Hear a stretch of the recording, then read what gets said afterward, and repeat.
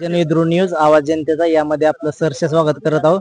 आज आलोय आपण अकलूज मध्ये विभागीय अधिकारी कार्यालयावरती इथं प्रांत कार्यालयावरती आलेलो आहे आणि या ठिकाणी आज बघितलं विविध संघटनेच्या माध्यमातून जो माळीनगर मध्ये जे भूमी अधिग्रहण झालेलं आहे, जे ROW च्या आतमध्ये जो दगड आहे त्या दगडाच्या आतमध्ये जे भूमी अधिग्रहण करायला पाहिजे होतं तर चुकीच्या पद्धतीनं आज भूमी अधिग्रहण करून त्यामध्ये करोडो रुपयाचा घोटाळा केलेला आणि या घोटाळ्याच्या विरोधात विविध संघटनेच्या माध्यमातून इथं आंदोलन होत आहे। या आंदोलनाला आज बघितलं तर सर्व विविध संघटनेचे पदाधिकारी इथं उपस्थित झालेले आहेत। तर आपण त्यांचं मनोगत जाणून घेऊया की हा मोर्चा आंदोलन आहे तो आंदोलन कशाविषयी त्यांनी ठेवलेला आहे आणि त्याच्यामधून त्यांचं म्हणजे म्हणणं काय ते आपण ऐकून घेऊया। तर प्रमुख इथं आपल्या समोर इथं आलेल्या आहेत मावशीचे ज्यांचं आंदोलन ज्यांनी केलेलं आहे ज्यांच्या अमरकाजी हे तो उपस्थित आहेत तर त्यांचा आपण मनोगत ऐकून घेऊयात की 2 मिनिटांमध्ये ते प्रतिक्रिया देतील आपल्याला। सर मी 2021 पासून एक कागद काढतोय। माहितीचे अधिकार जवळजवळ मी 80 ते 90 माहितीचे अधिकार केल्यात आणि प्रत्येक कार्यालयाकडे केल्यात आणि सगळ्यात जास्त जर मला उडवडूची उत्तर आले असतील तर PWDचे अधिकार आहे। कारण जर तुमचं घरच तिथं नाही तर PWDच्या अधिकाऱ्यांनी कुठल्या घराचे पंचनामे केले? PWDच्या अधिकाऱ्यांनी प्रांतच्या एका तिथल्या क्लार्कने परत जिथं भूमी अभिलेखला परिशिष्ट 16 होतं, जिथं GM ला नोंद होती, तिथल्या एका अधिकाऱ्यांनी ह्यांनी सगळ्यांनी मिळून काय केलं, ग्रामपंचायतला सांगितलं की आम्हाला तुम्ही 8 ते 10 बोगस असेसमेंटचे उतारे द्या आणि जिथं पत्र्याचं घर असेल त्यांच्या 2-2 मजल्याचे असेसमेंटचे उतारे द्या।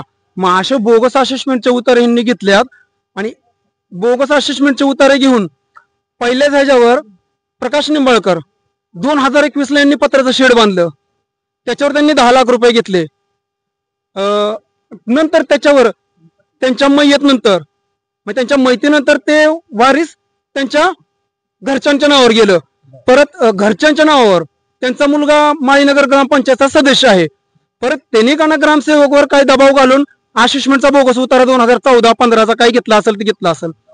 परत त्याच्यानंतर चित्रा प्रकाश निंबाळकर यांच्या नावावर परत 79 लाख रुपये काढले आणि परत त्यांच्या चित्रप्रकाश निंबाळकरांचे पुतणे त्यांच्या नावावर 1,21,00,000 रुपये काढले, बोगस काढले। कारण त्याच घराचं पहिल्यांदा सदाशिव दिनकरराव निंबाळकर यांच्या नावावर त्यांनी पैसे उचललेले आहेत आणि तेही ह्या कागदपत्रात मी काय ऑन कॅमेरा बोलतो मला कागद आहेत आणि माझ्याकडे येण्याच्या एक व्हिडिओ आहे की ज्या टायमाला गाव कसं दिसणार आहे ती माझ्या भविष्यातल्या गाण्यात पिढीला मी दाखवण्यासाठी मी एक व्हिडिओ काढला होता, आडवा काढला होता आणि द्रोण पण काढला होता।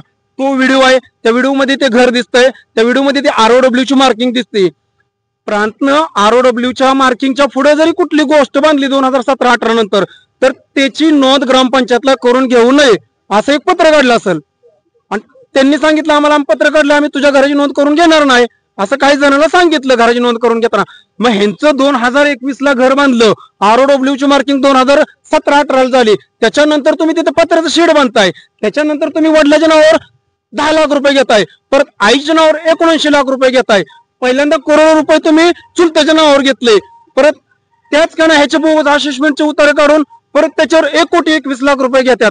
जिथं माझा जन्म झाला सवत गावान गट क्रमांक 43 मध्ये आमची 10 ते 12 घरं गेलेले आहेत आणि तिथून नितीन रावसाहेब निंबाळकर 1.5 ते 2 किलोमीटर राहिलाय, त्यांच्या हातात ग्रामपंचायत आहे, त्याच्या नावावर 34 लाख रुपये काढले। तो गट क्रमांक भागवतांचा आहे, भागवतांच्या गट क्रमांकामध्ये निंबाळकरांनी कसे पैसे काढले तर भागवतांची सहमती घेतली की इथं आमचं घर होतं आणि त्यांनी सहमती देताना 100 रुपयाच्या स्टॅम्प पेपरवर त्यांनी लिहून घेतले की आम्ही सहमती देतो की यांचं घर इथं होतं, जर काय झालं तर त्यांनी त्याच्यावर कुठले कलम आहे त्याच्यानुसार आमच्यावर गुन्हा दाखल व्हावा। सहमतीदाराने पण 3-4 जण आहेत त्यांनी दिलेले आहे आणि असं करोडो रुपये जर एका घरात जर तुम्ही 8-8, 9-9 करोड रुपये जर दिले आणि त्यातले 5 ते 6 करोड रुपये जर त्यांनी बँकेत टाकले आणि 1 करोड रुपये डेव्हलपिंग केलं, 6 करोड रुपये बँकेत टाकले, बँकेने जर 10 रुपये टक्क्याने जर त्यांना इंटरेस्ट दिला एखाद्या पतसंस्थे तर त्यांना 6 लाख रुपये घरी बसल्या व्याज मिळतंय आणि 5 लाख ते 6 लाख रुपये त्यांच्या उशाला।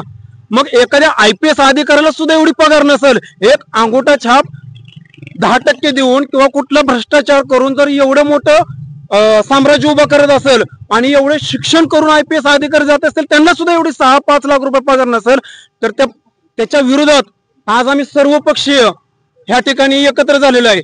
श्री संत ज्ञानेश्वर महाराज, श्री संत तुकाराम महाराज, श्री संत पांडुरंग ज्ञानेश्वर महाराज व पंढरीनाथ महाराज हे अखंड विश्वाचे दैवत आहेत.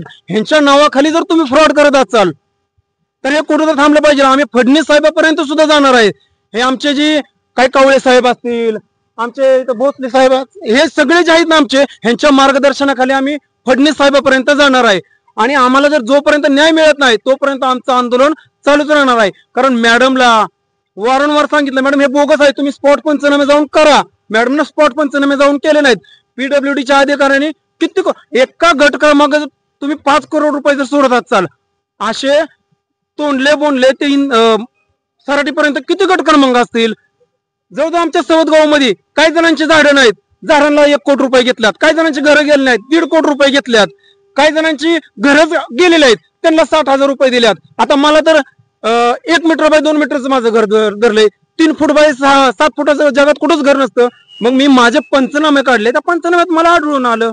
मग तिथून मी ह्या सगळा माझी लढाई चालू केली. आणि ह्या माझ्या सगळ्या जे आहेत कार्यकर्ते, म्हणजे काही पक्षांचे नेते, त्यांना घेऊन आम्ही कोर्टापर्यंत, परत आयुक्तालयापर्यंत, कलेक्टरपर्यंत, नंतर मंत्रालयापर्यंत आम्ही जाणार आहे. हे आमचा जे प्रवास आहे हे असंच चालू ठेवणार आहे.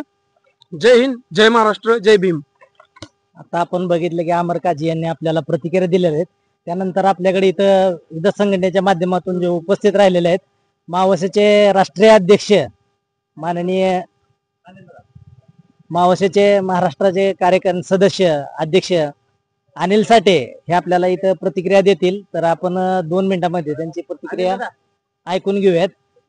कशा पद्धतीनं आज बघितलं आपण की या महाराष्ट्रामध्ये असतील की महाराष्ट्राच्या बाहेर असतील, की जे आपल्या हायवेचं काम चालू आहे, त्या हायवेच्या कामावरती अशा प्रकारे एका गावात जर करोडो रुपयाचा घोटाळा होत असेल, तर पूर्ण देशभरामध्ये करोडो अरबो रुपयाचा घोटाळा झाला असेल, हजारो कोटीचा घोटाळा झाला असेल, तर हा घोटाळा पूर्णपणे समोर आला पाहिजे. यासाठी विविध संघटना इथं उपस्थित झालेल्या आहेत.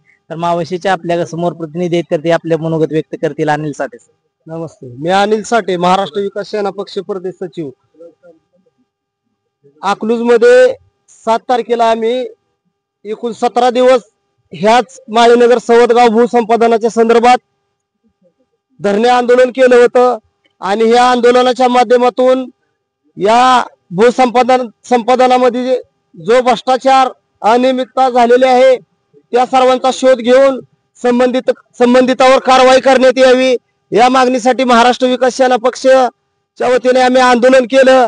आणि प्राण मॅडमला यांना निवेदन दिलं होतं, परंतु प्राण मॅडम यांनी सांगितलं की ही संबंधित सगळेच निवाडे मी केलेले आहेत आणि माझी चौकशी मी कशी करू, हे उचित राहणार नाही. त्यामुळे कलेक्टर, जिल्हाधिकारी यांच्या मार्फत या विभागाची चौकशी, या विषयाची चौकशी करण्यात यावी, असं त्याने आम्हाला पत्र दिलं. आणि त्याच्यानंतर आम्ही जिल्हाधिकारी यांची भेट घेऊन त्यांना निवेदन सादर केलं. आणि त्यांनी या संपूर्ण प्रकरणाची चौकशी करण्यासाठी उपजिल्हाधिकारी देशमुख साहेब यांची नियुक्ती केलेली आहे.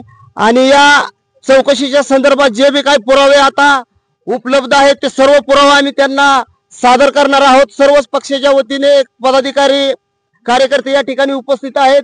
आम्ही मिळून त्यांना सर्व पुरावे सादर करून, ज्या लोकांनी त्यांची जागा नसताना सुद्धा मोबदला घेतलाय आणि हा भ्रष्टाचार चालत असताना ज्या अधिकाऱ्यांनी पाठीशी घातले, अशा सर्वच अधिकाऱ्यावरती सुद्धा फसवणुकीचा 420चा गुन्हा दाखल करावा व सरकारचे जे पैसे घेतलेले आहेत ते वसूल करण्यात यावे व संबंधित अधिकारी व लाभधारकावरती तत्काळ कारवाई, फौजदारी गुन्हे दाखल करण्यात यावे, अशी मागणी आम्ही या ठिकाणी महाराष्ट्र विकास सेना पक्षाच्या वतीने करतोय.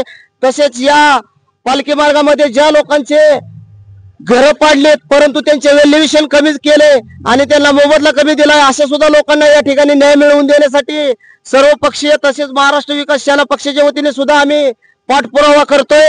आणि हा सर्व विषय तडीस नेण्याचं काम, सर्वांच्या सोबतीने तडीस नेण्याचं काम आम्ही करणार आहोत. आणि हा विषय जोपर्यंत मार्गी लागत नाही तोपर्यंत या विषयाचा आम्ही पक्षाच्या वतीने पाठपुरावा करू आणि या संबंधितावरती गुन्हे दाखल करून शासनाची रक्कम वसूल करण्यात यावी व अधिकाऱ्यांना सुद्धा सहआरोपी करण्यात यावे, अशी मागणी आम्ही या ठिकाणी महाराष्ट्र विकास सेना पक्षाच्या वतीने करतोय. जय महाराष्ट्र. सुनील